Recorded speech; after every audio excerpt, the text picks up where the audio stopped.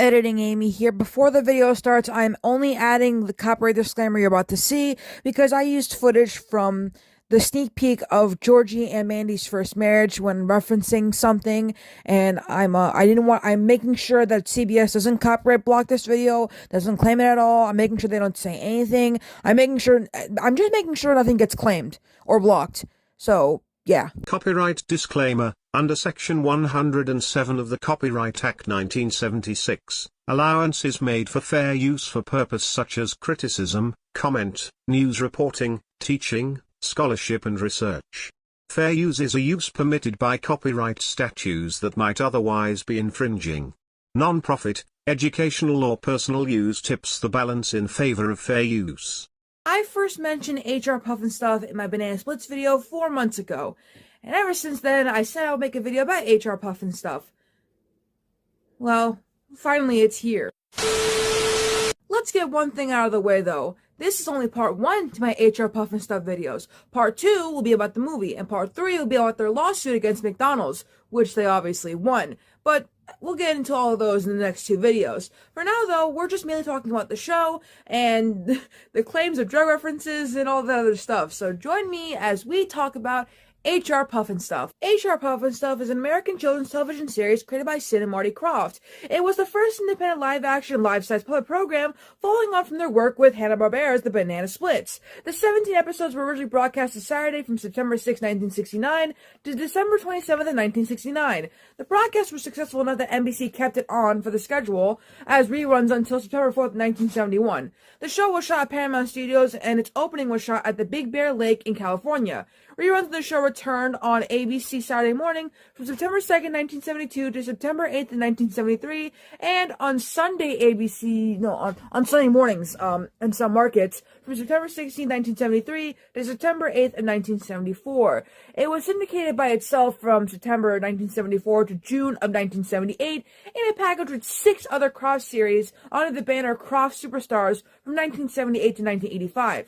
Reruns of the show were featured on TV Land in 1989 as part of its Super Retrovision Saturday morning related overnight prime programming block, and in the summer of 2004 as part of its TV Land Kitchen Weekend late night prime programming block, and it was later shown on MeTV from 2014 until 2016. HR Pufnstuf. The Krofft brothers created the HR Pufnstuf character for the Hemisphere 68 World's Fair, where they produced a show called Kaleidoscope for the Coca-Cola Pavilion. The character's name was later Luther, and he became a mascot for the fair. HR Pufnstuf introduced the Krofft brothers' most used plot scenario of a fairy tale of good versus evil, as well as their second plot scenario of the stranger in a strange land. The show centered on a shipwrecked boy named Jimmy, portrayed by a teenager actor named Jack Wilde, who you may know for being in the Oliver Twist movie. He is 11 years old when he arrives on the island and turns 12 in the episode called The Birthday Party. Jimmy and a talking flute named Freddy take a ride on a mysterious boat, but the boat is actually owned by a wicked witch named Witchy Poo, but her full name was Wilima W. Witchy Poo, who's portrayed by Billy Hayes, who rides on a broomstick vehicle called the Broom Broom. Classic, guys, real classic. She uses the boat to lure Jimmy and Freddy to her castle on Living Island, where she intends to take Jimmy prisoner and steal Freddy for her own purposes. The mayor of Living Island is a friendly and helpful anthropomorphic dragon named HR Pufnstuf. Wait, he's a dragon? Anyways, the dragon rescues Jimmy and protects him from Witchy Poo, as his cave is the only place where her magic has no effect. All of the other characters on Living Island were realized by large cumbersome costumes or puppetry of anthropomorphic animals and objects. Everything was alive on the island, including houses, boats, clocks, candles, and so forth.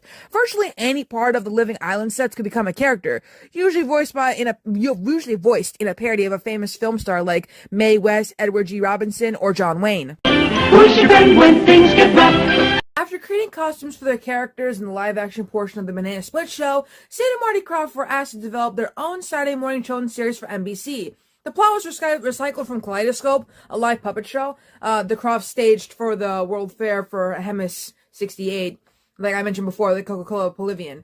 It includes several key characters from this show, such as Luther the Dragon and a silly witch. Obviously, they changed that, and other ideas were cultivated from Sid's life. You see, as a child, he had charged friends buttons, not pennies, to view puppet shows in his backyard. Buttons were a standard currency on Living Island. Sid and Marty had toured with their puppets as the opening act for Judy Garland, and they based Judy the Frog on her.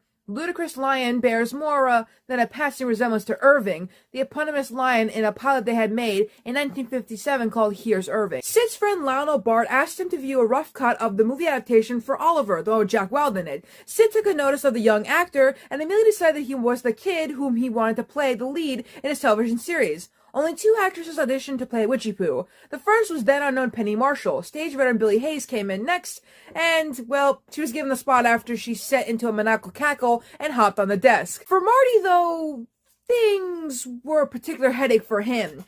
You see, Marty had accepted guardianship of Jack while the teenage boy was in the United States filming the show. He later described bringing Jack into his home a mistake because he had already had his hands full with his 2 younger daughters. Like most children's television shows of the era, HR Pufnstuf contained a laugh track, the inclusion of which the Kroffts were initially against, as they should be. Sid commented that we were sort of against that, but C. Rose, being in sitcoms, he felt that when the show was put together, that the children would not know when to laugh. Marty added, the bottom line, it's sad, you gotta tell them when it's funny. And the laugh track, C was right. It was necessary, as much as we were always looking to have a real laugh track, a real audience in comedies. If you don't have them, you're in big trouble, because if you don't hear a laugh track, it's not funny. And that's the way the audience at home was programmed to view these shows. What's actually funny about that is that they actually mentioned this in the Young Sheldon spinoff, Georgie and Mandy's First Marriage, when Georgie is watching Frasier. Love Frasier. Love when he pops up everywhere. I swear to God. I'm gonna have to watch the show, aren't I? I've already been watching for Niles and Daphne, but I feel like I gotta lock in and watch the whole show. Frasier's a laughing show. I like laughing shows. What are you talking about? Some shows you can hear people laughing and some you can't. One of yours, no one's laughing. Is it funny? We'll never know. Well, I prefer to laugh when I choose to. I ain't never seen you laugh. HR Pufnstuf appeared in a segment of Sigmund and the Sea Monsters, a Sid and Marty Krofft show that I might talk about soon. And along with Witchy Poo in the Lidsville episode, Have I Got a Girl for Hoodoo? Lidsville is another Sid and Marty Krofft show. It's actually their 3rd series following HR Pufnstuf and the Bugaloos, so definitely talking about that too. Anyways, Lidsville episode Have I Got a Girl for Hoodoo is about Hoodoo conjuring up Pufnstuf as Witchy Poo's date for a witch's dance. Anyways, the Krofft Superstar Hour also involved characters in 2 segments, The Lost Island, which HR Pufnstuf was in, and Horror Hotel, in which Witchy Poo, Orson Vulture, Seymour Spider, and Stupid are featured with Hoodoo. The Kroffts also loaned out the character, with Hayes reprising her role, for the Paul Lynde Halloween special, in which she appears as the sister of... Oh! I saw this clip in a Blame It on Jorge video. It was the Paul Lynde Halloween special. He was showing a clip of, I don't know if he did or not. The clip was Margaret Hamilton as the Wicked Witch, and then Witchy Poo came, and I was like, huh, that looks like Witchy Poo. And she's the sister of the Wicked Witch of the West. It's not obviously canon, but, like, we can have fun with it. Welcome to Bloomsbury Manor. Won't you come in? What's my second choice? Gotcha.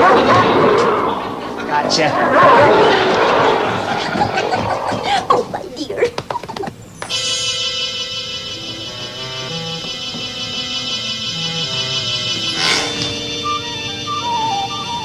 Mr. Lynn, I want you to meet my sister. Your sister? Mr. Lynn, I've been dying to meet you. Looks like you already did. Margaret. Well, Margaret, your sister is a witch.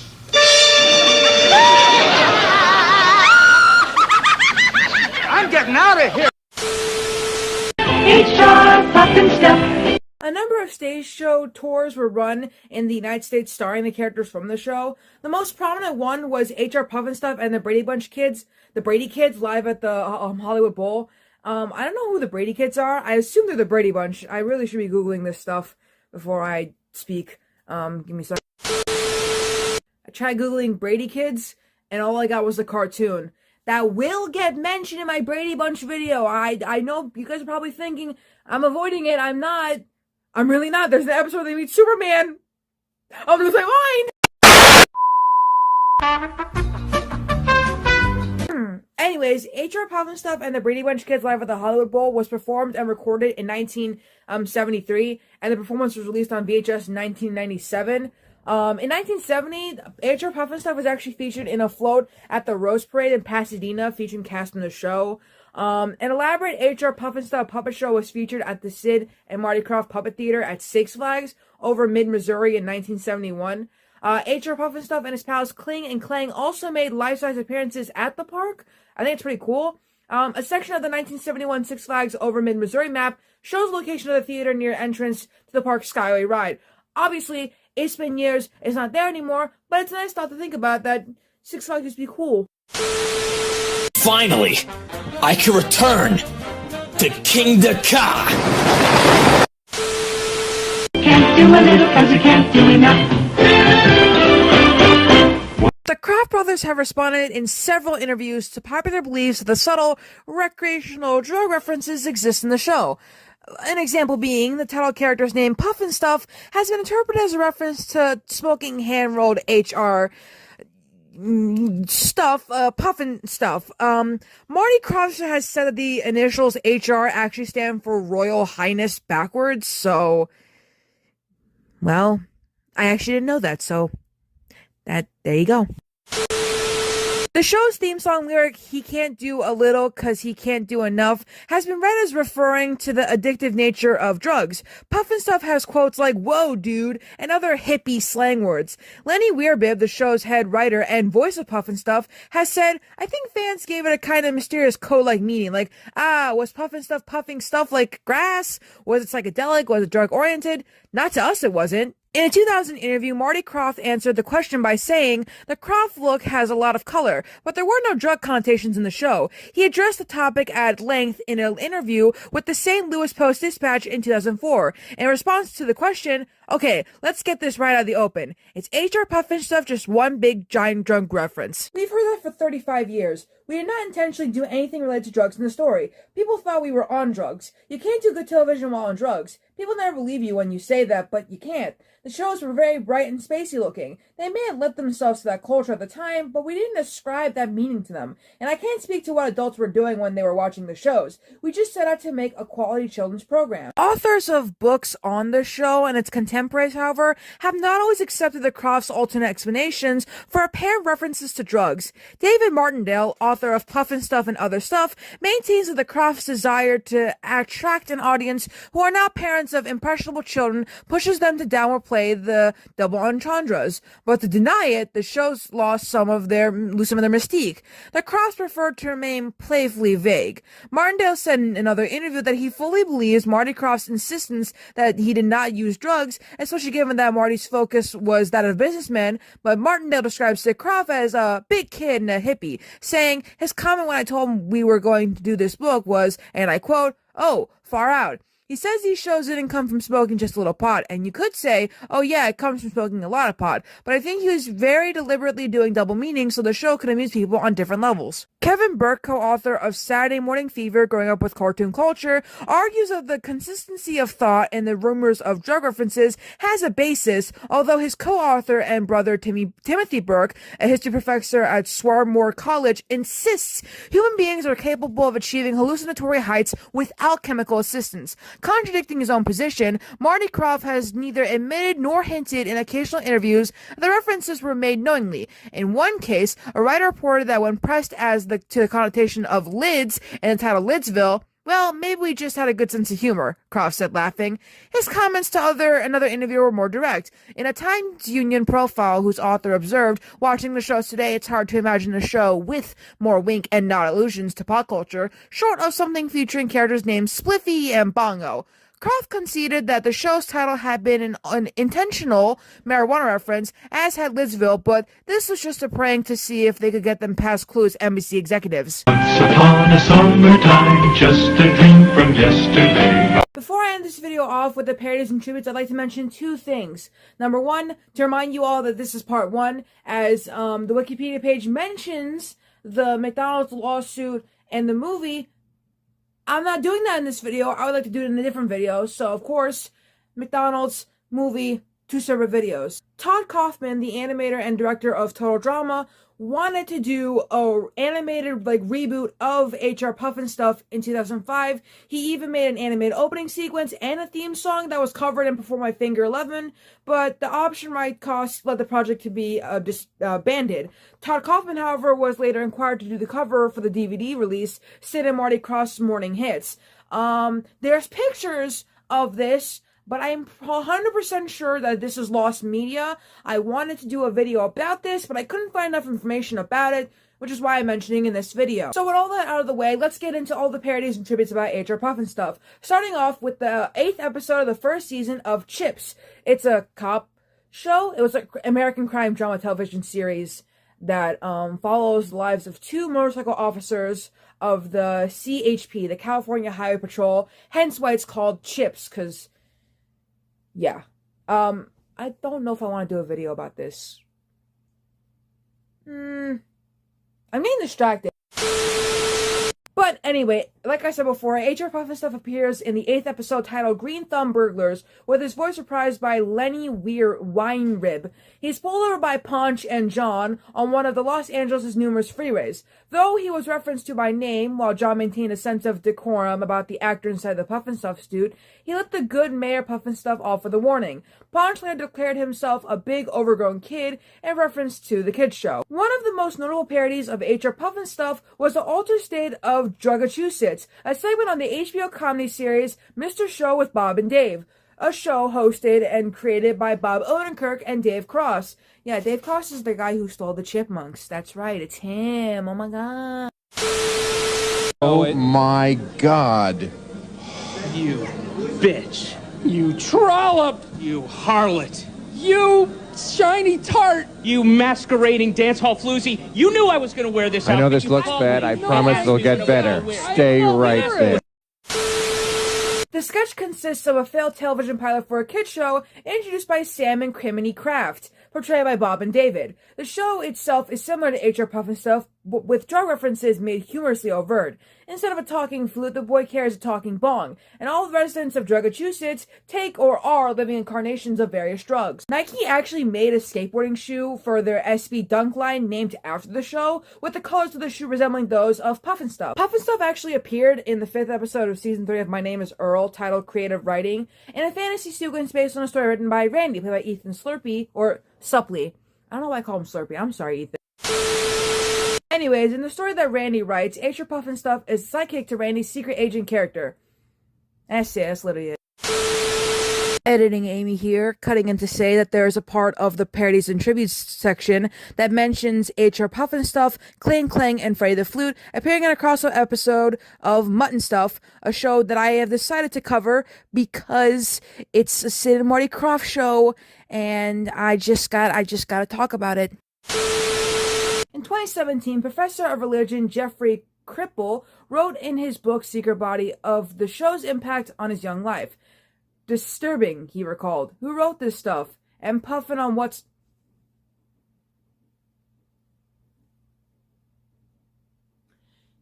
You're not funny. In 2018, references to HR Pufnstuf is made in Season 2 of the Amazon original show Goliath. In the show, Colonel Billionaire Tom Wyatt, played by Mark Duplass, recreates his own... I do not want to end the video on this. Okay, that was a weird thing to try to end the video on. Let's not do that. Let's just start off with an outro. Thanks for watching the video. Like, comment, subscribe. I will see you all in the next video where we talk about the HR Pufnstuf movie called Pufnstuf, but the other title for the movie is called Pufnstuf Zaps the World. So, great job, guys. Great job. And then we're going to go into the McDonald's lawsuit. Woo, they sued McDonald's and they won, baby. Boy in his magic golden flute heard a boat from on the bay.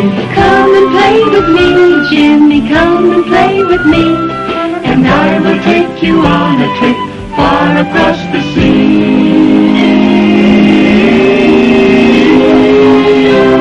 But the boat belonged to a kooky old witch who had in mind the flute to snitch. From her broom broom in the sky, she watched her plans materialize. She waved her wand, the beautiful boat was gone. The skies grew dark, the sea grew rough, and the boat sailed on and on and on and on and on and on. But Pufnstuf was watching too and knew exactly what to do. He saw the witch's bold attack, and as the boy was fighting back, he called his rescue racer crew as often they'd rehearsed, and off to save the boy they flew. But who would get there first? But now the boy had washed ashore, Puff arrived to save the day, which made the witch so mad and sore, she shook her fist and screamed away. H.R. Pufnstuf, who's your friend when things get rough? H.R. Pufnstuf, can't do a little 'cause you can't do enough. H.R. Pufnstuf, he's your friend when things